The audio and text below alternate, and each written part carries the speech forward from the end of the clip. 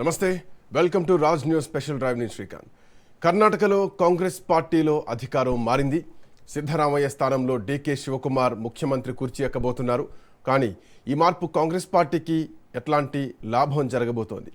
2 సంవత్సరాల్లో ఎన్నికలు జరుగుతున్నటువంటి నేపథ్యంలో భవిష్యత్తులో పార్టీకి ఎట్లాంటి పరిణామాలు ఎదుర్కోబోతోందన్నటువంటి చర్చ ఇప్పుడు దేశ రాజకీయాల్లో హాట్ టాపిక్గా మారింది. ఎందుకంటే ఇక్కడ కుల సమీకరణాలు ఎక్కువగా ఉంటాయి.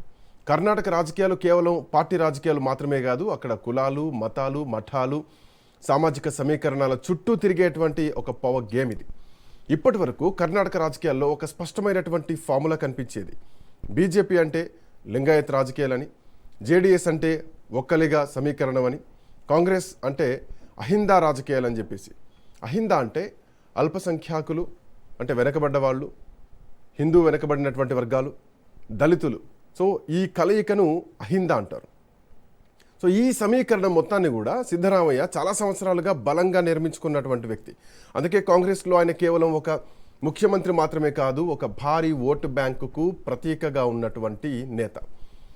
ఇప్పుడు అట్లాంటి నేతను సీఎం పదవి నుంచి తప్పించి ఒక్కలిగా వర్గానికి చెందినటువంటి డీకే శివకుమార్కు అధికారం అప్పజెప్పడం ఎట్లాంటి రాజకీయ సమీకరణాలకు దారితీయబోతోందన్నటువంటి చర్చ నడుస్తోంది.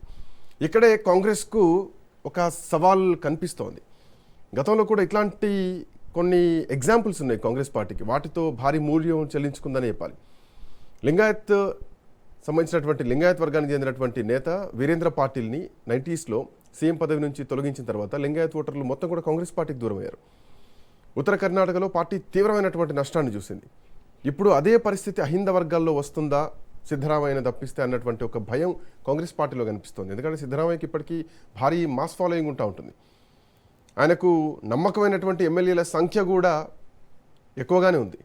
రాజీనామా చేసిన తర్వాత కూడా సిద్ధరామయ్య స్పష్టంగా ఒక సంకేతం ఇచ్చారు, తాను జాతీయ రాజకీయాల్లోకి వెళ్ళను, కర్ణాటక రాజకీయాల్లోనే ఉంటానంటే దీని అర్థం కుల సమీకరణాల చుట్టూనే ఉంటుంది, ఆ బలంని అట్లాగే కాపాడుకుంటాం. ఇంకా చాలా అంశాలు ఉన్నాయి కర్ణాటకకు సంబంధించి మాట్లాడుతూ